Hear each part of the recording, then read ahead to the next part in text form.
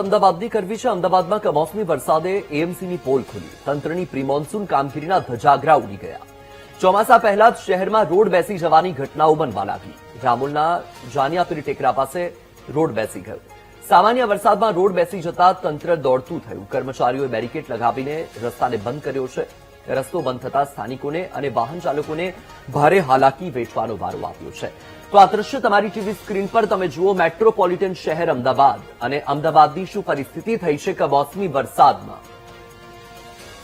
વધુ માહિતી મેળવીશું સંવાદદાતા દીપક સોલંકી. દીપક, હજુ તો ચોમાસું શરૂ નથી થયું અને પ્રી મોન્સૂન એક્ટિવિટીની મોટી મોટી વાતો કરતા એએમસીના કર્મચારી અધિકારીઓ ક્યાં છે? શું પરિસ્થિતિ એ પહેલા જ થઈ ગઈ કમોસમી વરસાદમાં જ?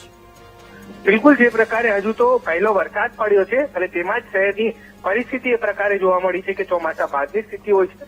રોડ બેસી જવાની ઘટના સામે આવી છે. જે રામોલના જાનિયાપીરના ટેકરા છે તે બેસી ગયો છે. એટલે કે ક્યાંક મહાનગરપાલિકાના ઇજનેર વિભાગની જે કામ કોઈ પણ પ્રકારે જે છે તે નથી કરવામાં આવતું અને તેના કારણે જે રોડ બેસી જવા અને ભૂવા પડવાની ઘટના સામે આવી છે.